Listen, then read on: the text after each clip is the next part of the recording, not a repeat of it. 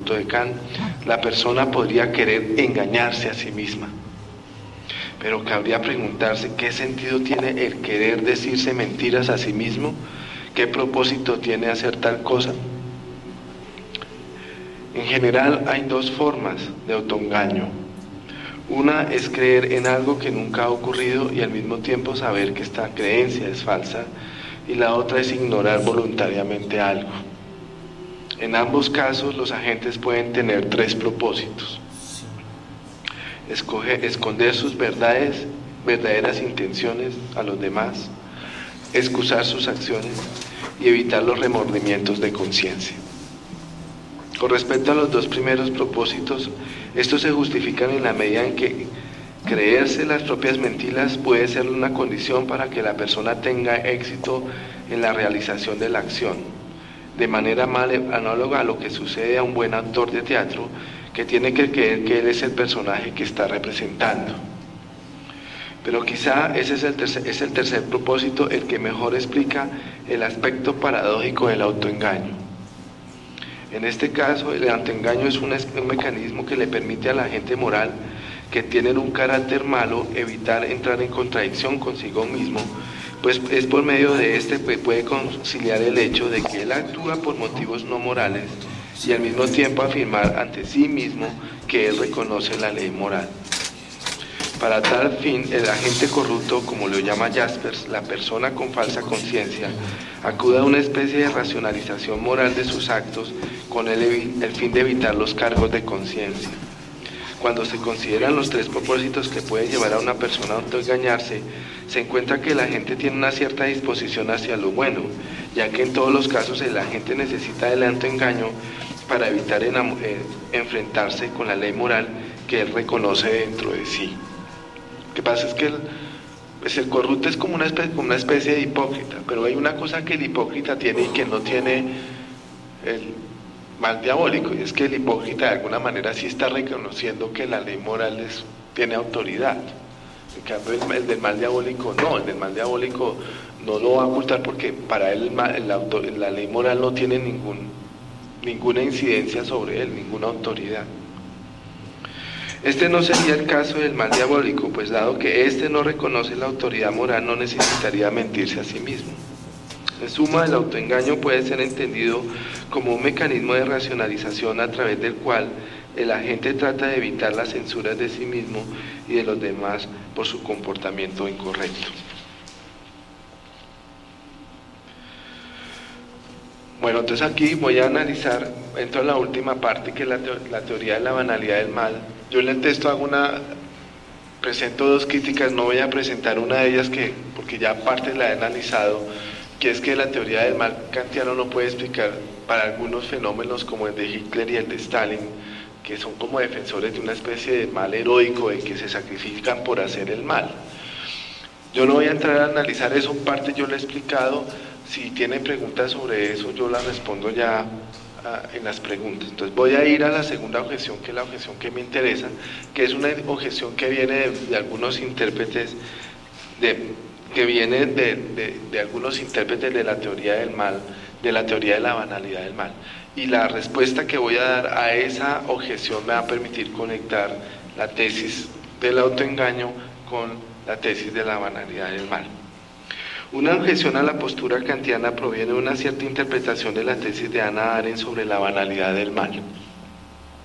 Para esta autora, uno de los aspectos más importantes de Eichmann, el oficial de las SS encargado del transporte de los judíos hacia los campos de concentración y de muerte, era su afirmación de que él no era culpable de la suerte de los judíos, pues estaba cumpliendo con su deber moral de obedecer las leyes del Estado, que en ese entonces les ordenaban ayudar en la ejecución de la solución final.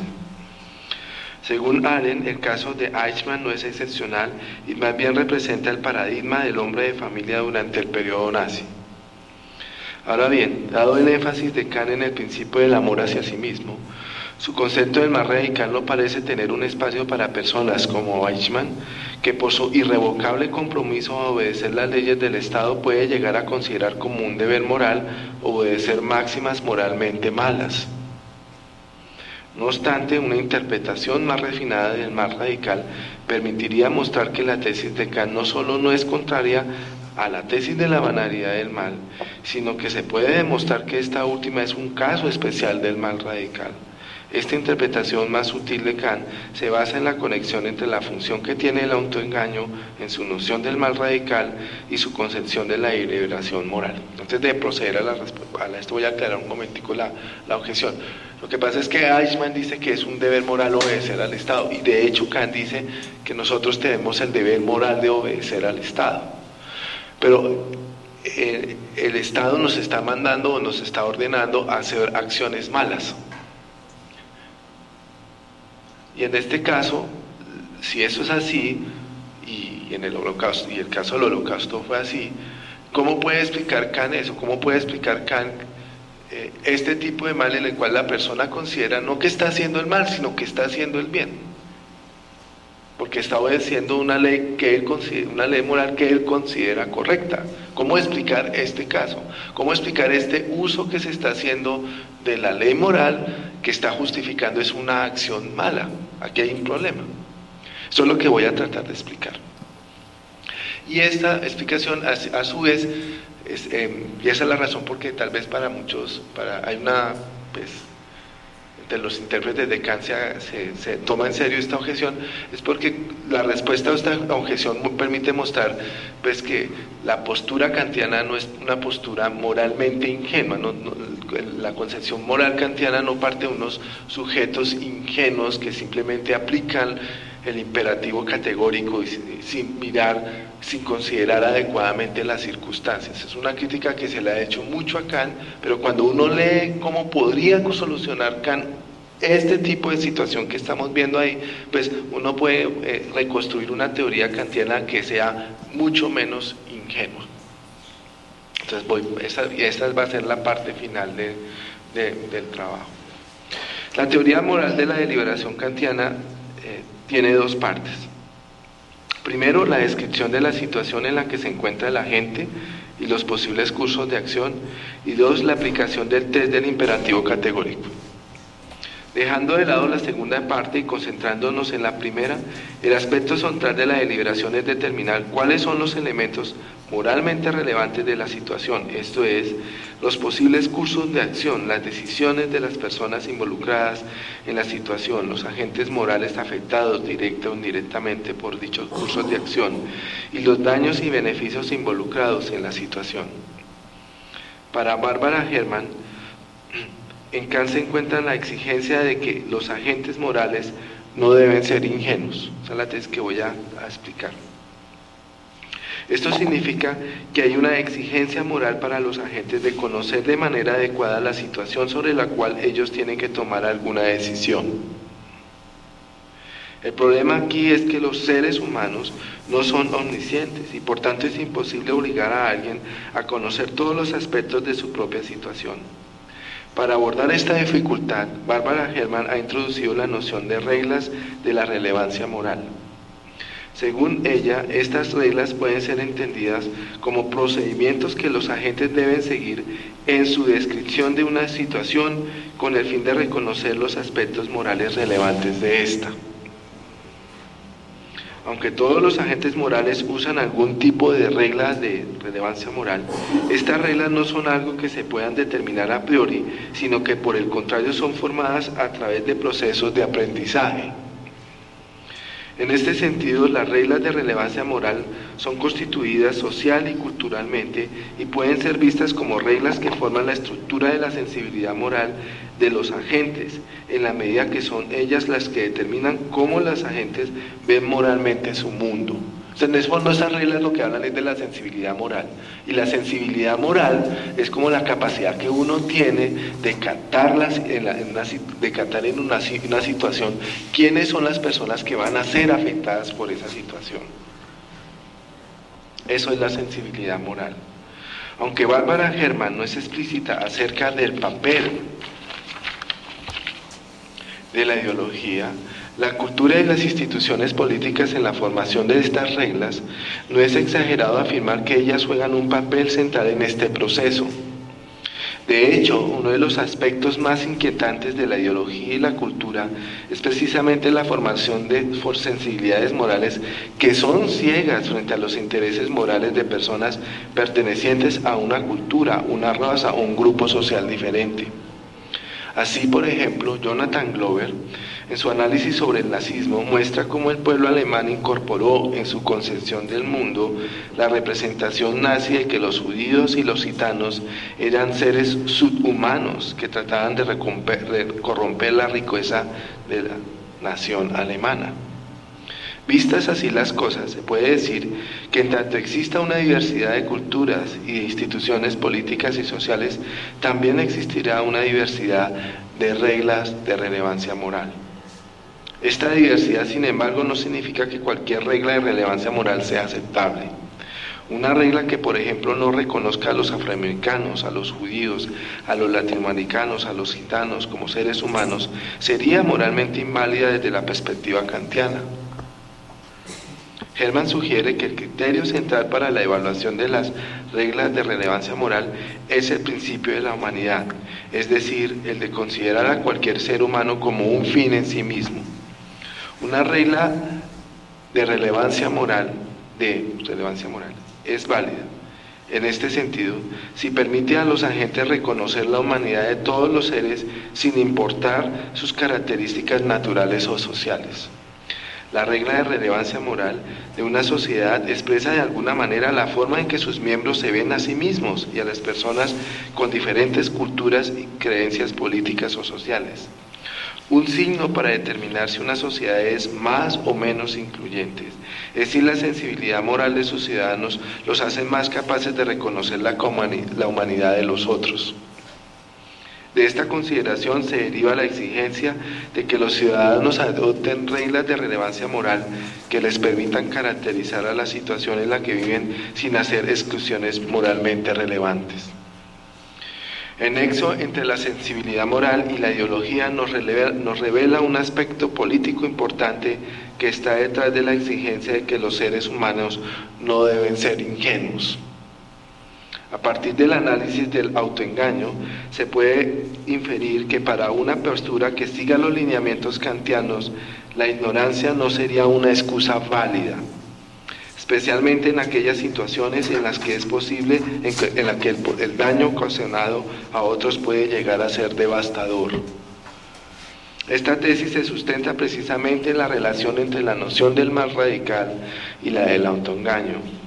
Si con Kant se afirma que los seres humanos son culpables de ser radicalmente malos y que su culpa radica en su comportamiento engañoso, y dado que la ignorancia es una forma de autoengaño, se sigue entonces que es un deber moral para cualquier agente moral conocer tanto como sea posible su propia situación.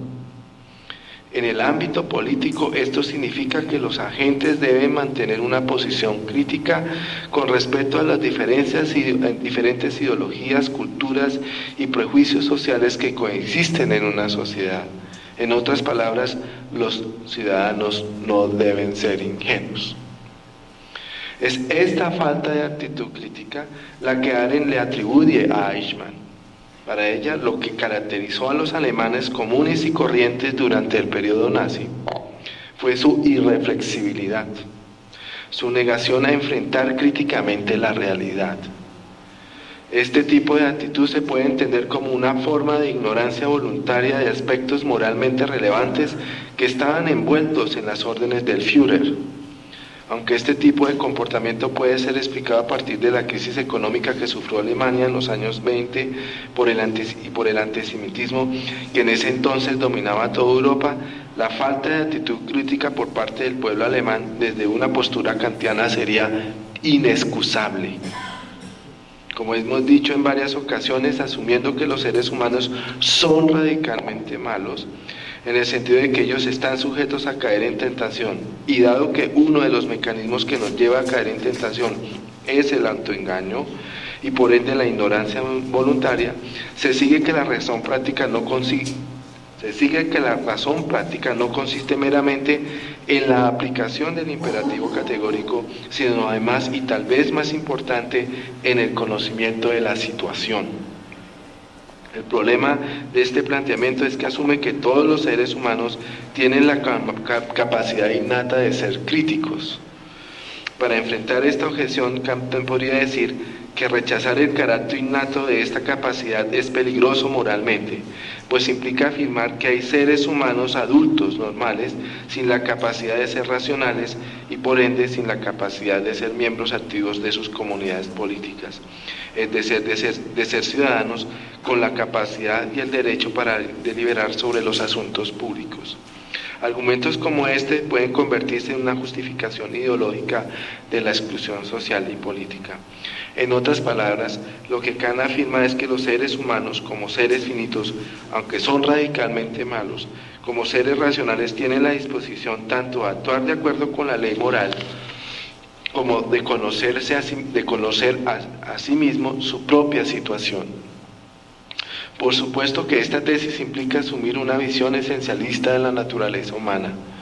No obstante, tal como lo observa Bauman, durante el régimen nazi hubo personas que a pesar de las inmensas presiones no se unieron al régimen y de hecho lucharon contra lo que consideraban injusto.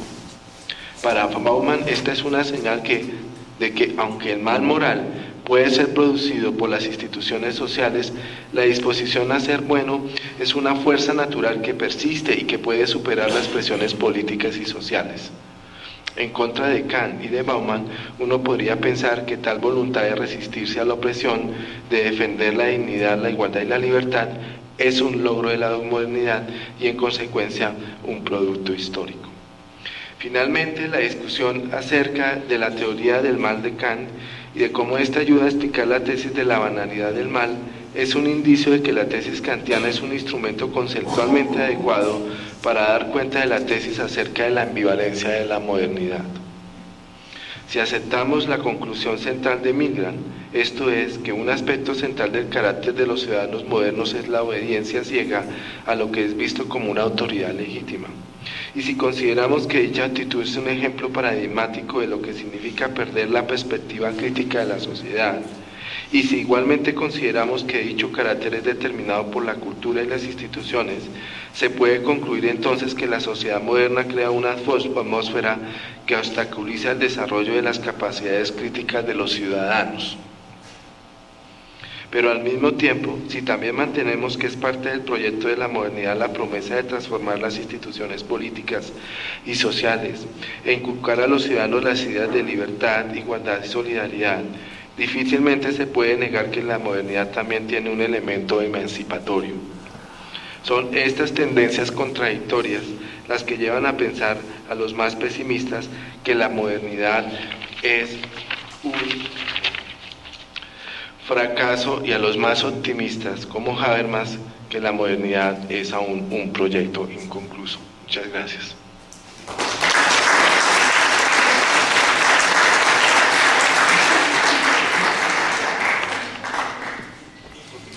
Les propongo lo siguiente, el tintico al final, y hagamos las preguntas ahora para que no nos perdamos de la discusión. Entonces, si alguien quiere.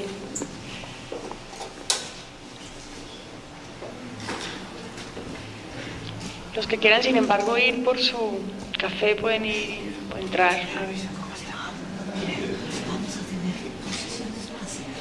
Pero los que tengan mucha urgencia pueden volver. Sí, señor. Sí, bien. Sí, yo creo que me ¿Alguna pregunta? Uy, no sé todavía. He grabado como dos acá. Listo, señor. Que esté muy bien. ¿Así de incontestable es lo que expuso Wilson?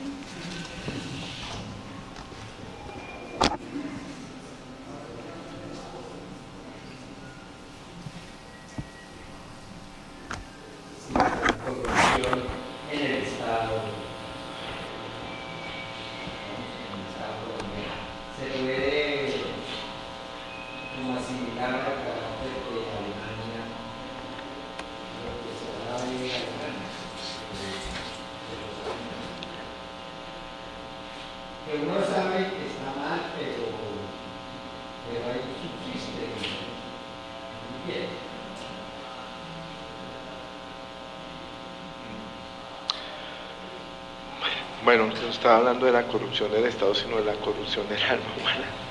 Pero, pues, en el análisis que hace Hannah Arendt del hombre común y corriente en esa época, pues lo que ella señala es que hay como un carácter propio de la modernidad, y es que como que los seres humanos se volvieron indiferentes hacia lo político, y cada uno estaba como persiguiendo, pues, defender su familia, sus propios intereses, y de alguna manera se negaban a ver lo que estaban haciendo. Entonces, pues eso contribuyó a que pudiera subir un Estado de esa naturaleza. En otras palabras, pues el Estado nazi no sube simplemente por la genialidad de Hitler o de sus secuaces, sino porque digamos, la cultura política alemana en ese momento está dando las condiciones para que eso se diera. Y cuando aquí hablo de cultura política, pues me refiero a estas reglas de sensibilidad moral, a esta concepción que está dominando en Alemania acerca de cómo hay que ver a los judíos, a los comunistas, a los gypsies, a los gitanos, etcétera. Pues era una cosa de la cultura en ese momento. De hecho, yo quisiera ir, como no me hicieron preguntas, yo sí me voy a echar una cosita aquí. Hay dos filósofos que son héroes en dos tradiciones, uno es Martin Heidegger y el otro es Frege, y ambos filósofos eran antisemitas. Entonces, cuando aquí estamos hablando del family man, si estamos hablando del hombre común y corriente, pues no estamos hablando simplemente de la calle, sino de muchos intelectuales en esa época se negaban a ver lo que estaba pasando. Eran muy poco perceptivos a ver quién era el otro. Por ejemplo, en el caso de Frege, en el año 1927, él tiene unas cartas horribles donde él dice, pues, que eso, que maten a todos los judíos que están en medio de la crisis económica, dice, maten a los judíos, en una carta. Y si uno se pone a pensar, pues, quién era este personaje, pues es el padre de la filosofía analítica, ni más ni menos.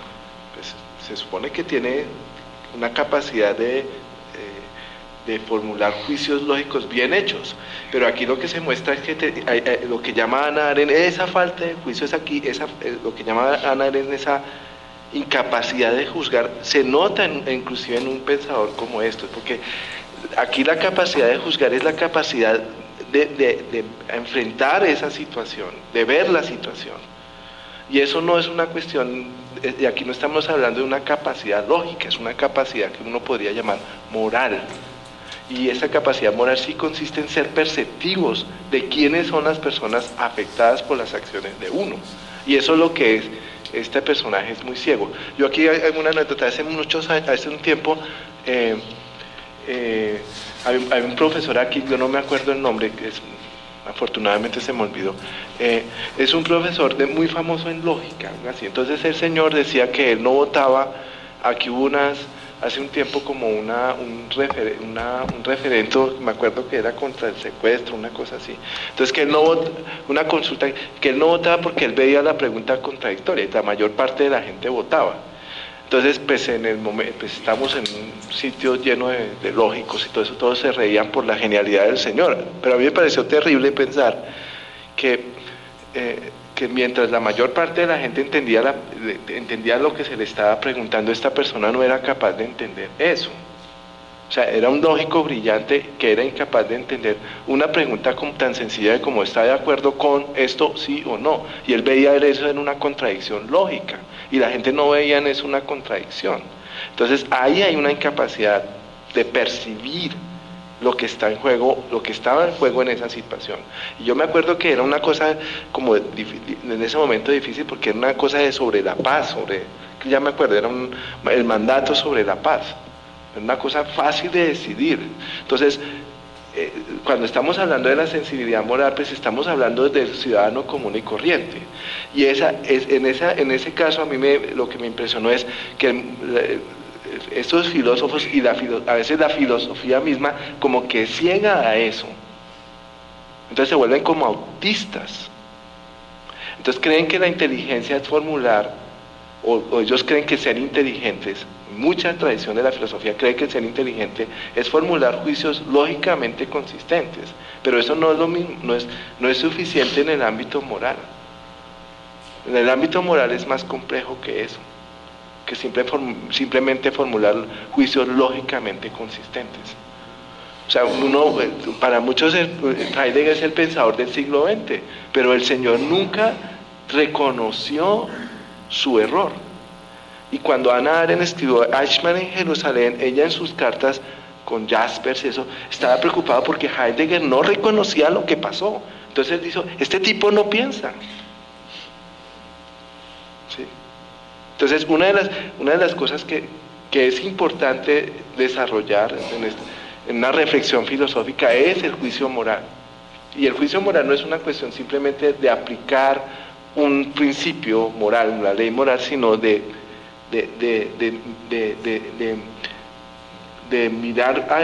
mirar de la manera más precisa posible las circunstancias sobre las cuales uno va a decidir.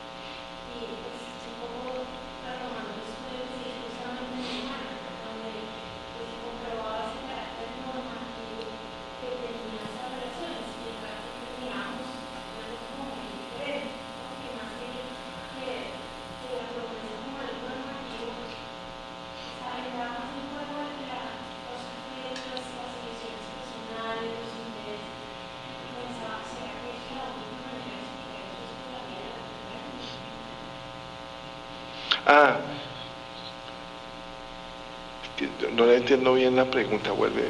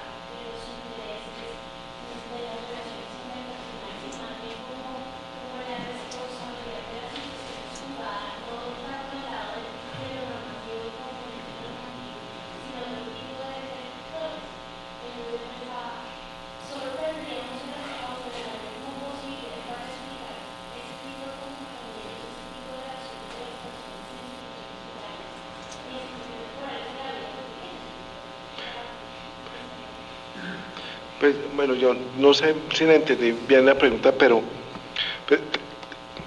bueno, hay un debate sobre en psicología moral sobre la relación que hay entre las emociones y las normas. Y Y el debate es más amplio porque es como la relación que hay entre las instituciones y la formación del carácter, que el carácter pues tiene que ver con los sentimientos, etcétera. Entonces obviamente en cada cultura la relación es distinta. Y aquí yo me voy a referir a un sentimiento particular que es el caso de la culpa. Entonces, la culpa sí es propia, digamos, de una sociedad judío-cristiana, etcétera. Y la culpa usualmente sí está, usualmente como la entendemos en esta cultura, está asociada con una norma.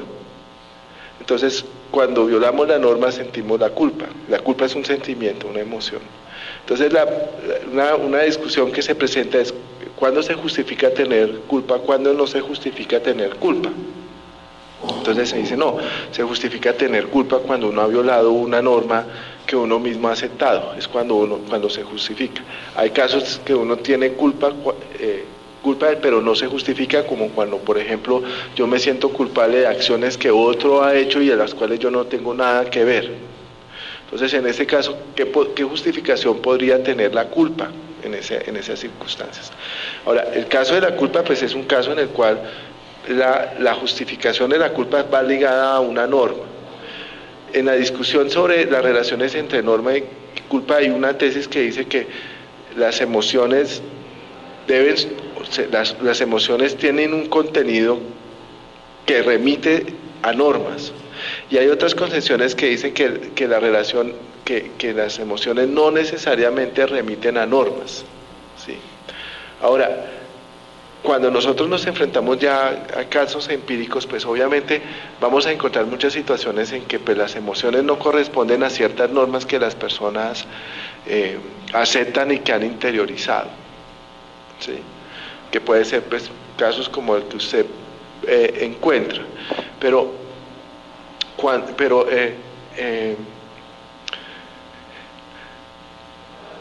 Cuando hablamos de las situaciones que como aquí se plantean,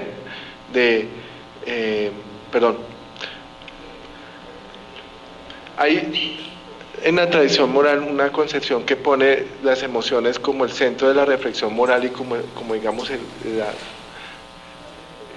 principio de justificación de nuestros juicios morales, que es la teoría de los sentimientos morales en la línea de Hume y Adam Smith. Entonces ellos dicen que el sentimiento de benevolencia es el que, por ejemplo, nos determinaría a justificar, sería el criterio para determinar si la acción que estamos haciendo es buena o mala, si esa acción nos despierta el sentimiento de benevolencia es buena y si no, pues no es buena. Entonces hay un problema con esto, pues, según esta tesis, pues uno debe actuar de acuerdo, si uno debe seguir este sentimiento de benevolencia. Hay una crítica muy interesante desde la perspectiva kantiana, que uno la puede plantear con un ejemplo, y es que si uno sigue los sentimientos como la base o el criterio para juzgar las acciones que uno hace, entonces suponga, por ejemplo, que tenemos como criterio central el sentimiento de benevolencia, y viene alguien y le dice a uno, bueno, ayúdame, por favor ayúdenme a hacer esto, entonces uno por el sentimiento de la benevolencia le ayuda. Entonces supongamos que esta persona le dice, por favor ayúdeme a empujar este carro. Entonces uno ve que la persona sí está en necesidad y está haciendo un esfuerzo grande, entonces uno le va y le ayuda a empujar ese carro. Entonces uno le ayuda a uno a empujar el carro y la persona lo ayudó y se da cuenta al final que ese carro es robado. Entonces yo actué bien o actué mal, ¿cómo sé yo eso? Pues yo la única manera, esa es la tesis kantiana, para saber que yo actué bien o mal, aquí el sentimiento no me basta, aquí era importante una cosa previa que es una ley que dice que uno no debe robar al otro, por ejemplo. ¿Sí? O cuando usted le dice, o cuando un amigo le dice, venga ayúdame uno está en un curso y entonces uno es compañerito del otro y el otro dice, ¿por qué no me ayuda, me soplas? Entonces sí, yo le estoy ayudando, pero esa ayuda ahí vale por el sentimiento de benevolencia, eso como que no sería suficiente. Entonces la tesis kantiana diría que los sentimientos se ligan a las normas morales, pero la norma moral es la que justifica, no el sentimiento, es al revés. Entonces, en este tipo de discusión, y mi tesis es un poco eso, es ¿cuándo se justifica tener cierto tipo de sentimientos? Aquí hago una distinción, hay que hacer una distinción con lo que se hace en psicología, con la reflexión que sería propiamente moral en este caso. En la psicología es de explicar por qué uno tiene esos sentimientos, digamos, por qué uno tuvo, por ejemplo, por qué las víctimas sienten culpa de cosas que no hicieron. Entonces la psicología trata de dar una explicación de por qué se da ese fenómeno, ¿sí? Pero en el caso de la filosofía moral, lo que se trata de demostrar es si ese sentimiento era justificable tenerlo o no. Es decir, si debería uno tener ese sentimiento, es decir, si le podemos demandar a esa persona que tenga ese sentimiento o no. Entonces, en las discusiones, por ejemplo, sobre la culpa, por ejemplo, aquí una que estoy planteando, aquí, esto es una tesis que está aquí, es: los alemanes deben sentirse culpables. Pueda que no se sientan, pero uno puede decir, ustedes deberían sentirse culpables por lo que hicieron. Entonces aquí yo le estoy exigiendo que tengan un sentimiento. Esa es la reflexión moral. La reflexión moral es determinar si se debe tener o no debe tener ese sentimiento.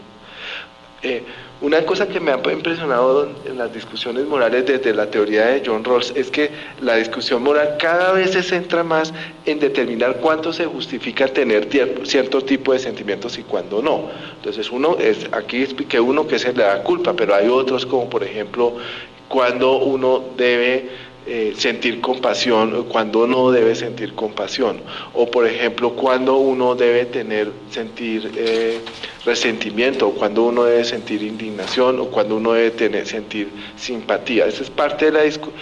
Digamos, la discusión moral hoy no remite simplemente a unos principios o normas, sino cómo esos principios se tienen que ligar con cierto tipo de sentimientos. No sé si con eso le respondí.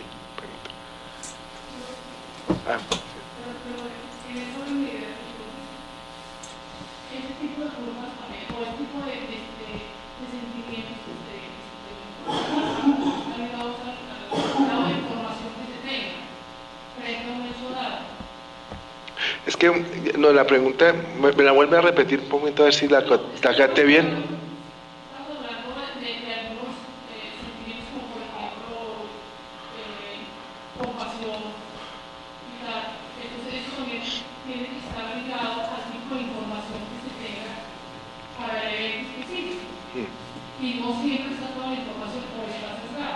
Sí, o sea, la razón por la cual en el caso del autoengaño, que es muy interesante en el ejemplo y que puede ayudar, pues en el caso de la culpa, pero uno podría pensar también en el de la compasión, y en el de la compasión yo tengo otro ejemplo para mostrar el problema. Es que en el autoengaño es para evitar tener el sentimiento de culpa. O sea, yo me echo una mentira a sí mismo, es para evitar tener ese sentimiento, para no tener esa cargo de conciencia. Entonces me invento esa excusa. Eso con respecto a la culpa. Pero por ejemplo en el caso de la compasión, ese es un ejemplo que yo uso mucho. Uno va por la calle y entonces le viene a alguien a pedir a uno plata, de pronto viene como la idea de la compasión y uno pues, le da algo, no sé, sí. Pero uno de pronto, a mí me pasa muchas, yo prefiero no ver, prefiero ignorar que está ahí la otra persona para no ayudarles, como esa idea ¿cómo es? El avestruz, ¿sí? No mirar para no tener que, no sentirse mal y porque tengo que ayudar al otro, ¿no es cierto? O sea, trato de evitar encontrarme con un pobre para no tener que sentir compasión y ayudarle. Entonces ahí está otra vez este problema de la información, ¿no? De tratar de ocultarme información para no enfrentar eso. Entonces, ¿eso qué implica? O sea, todas estas cosas, para mí que cada vez más importante es que el sujeto no puede ser ingenuo. Y la gente se oculta en esa idea de ser ingenua. Pues yo no sabía, entonces yo me excuso. Entonces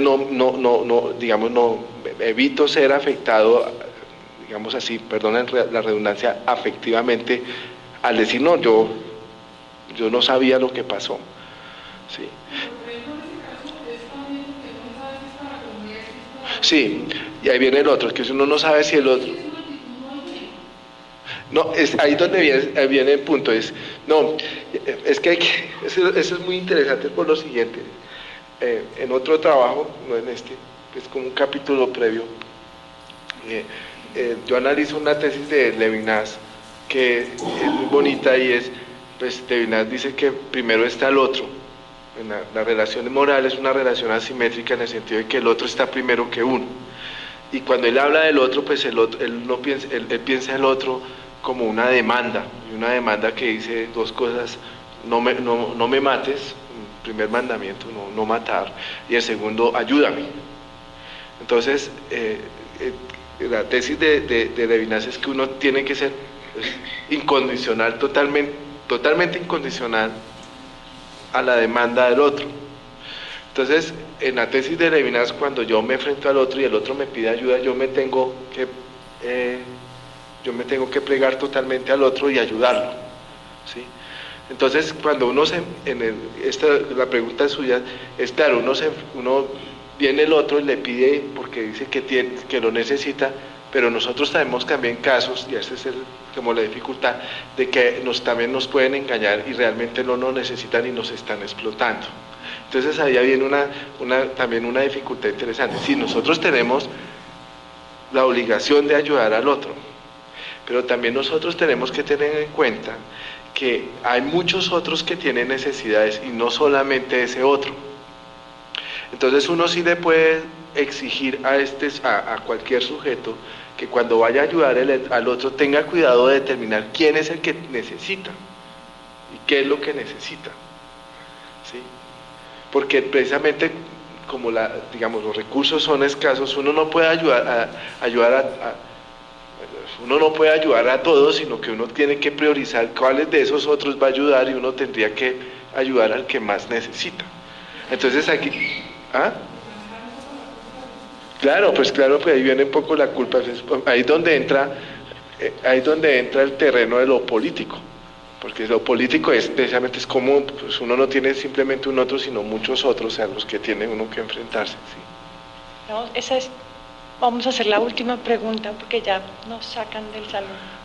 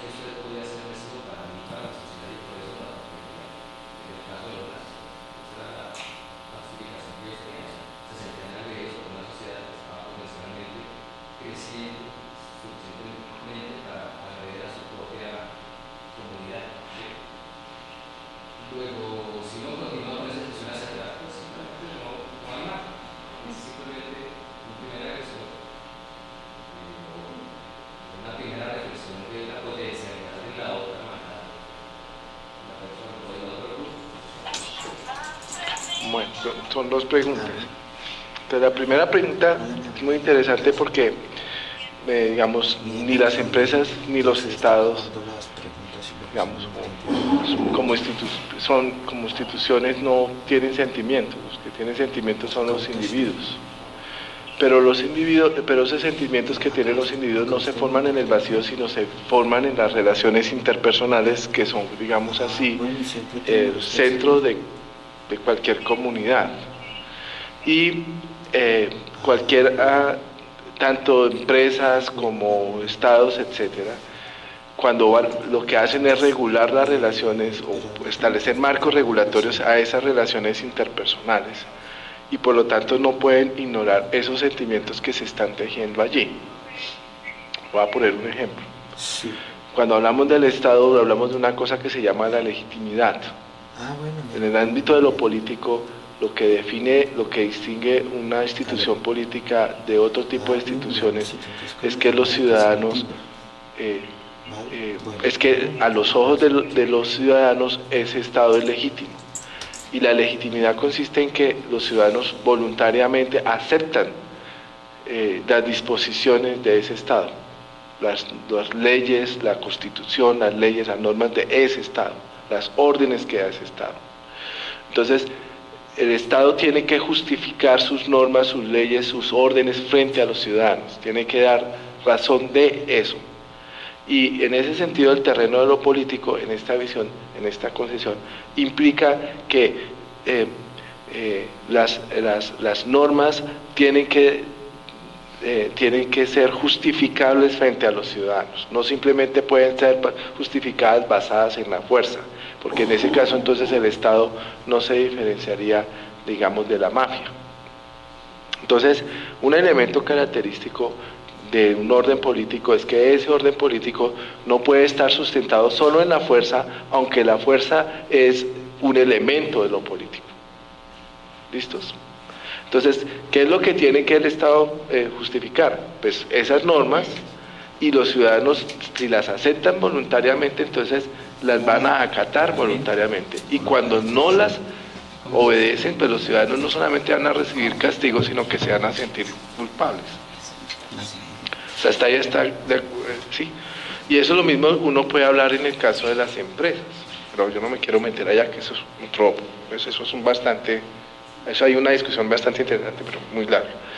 Con respecto a lo segundo, pues hombre, para no caer en el ejemplo trillado del nazismo, pero digamos, piensen en el estalinismo.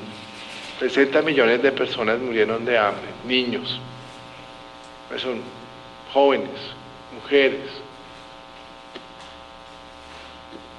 ¿sí? Para crear el hombre nuevo. Entonces, claro, hay una justificación, ellos tenían una justificación y el nazismo también. Tenemos que sacrificar una generación en aras de crear el hombre nuevo, el socialismo del siglo XXI. Entonces pues eso genera un sufrimiento. Y pues si los que sufren son inocentes, pues de malas los inocentes. Eso es lo que llama Levinas sufrimiento inútil.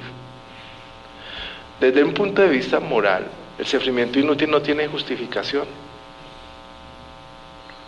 Porque lo que estamos haciendo ahí es que unas personas se están instrumentalizando a nombre de otras. Ahora bien, podemos hablar en términos de la realpolitik. Entonces la realpolitik sí diría, pues claro, vamos a justificar una generación en nombre de otra generación, y Stalin decía, pues el Papa no es ningún peligro para mí no es importante para mí si no tiene tanques. O sea, a mí lo único que me determina es a negociar con el otro, si el otro tiene la fuerza. Pero en ese caso entonces ya no estamos ni en el terreno político ni en el terreno moral. ¿Sí? Ahora, digamos, yo lo pongo, pues, ¿sería deseable una sociedad basada solo en la fuerza? Porque uno discute mucho ahí, pues, va a discutir con el escéptico moral, no hay moral ni nada de eso. Bueno, bien, listo, podemos basar una sociedad solo en la fuerza. Entonces, imagínense que aquí todo está basado en la fuerza. Entonces, para mí, todo otro ser humano, ese otro no es una demanda, como diría Levinas, o no es un fin en sí mismo, como diría Kant, sino es un enemigo. Todos ustedes son enemigos míos.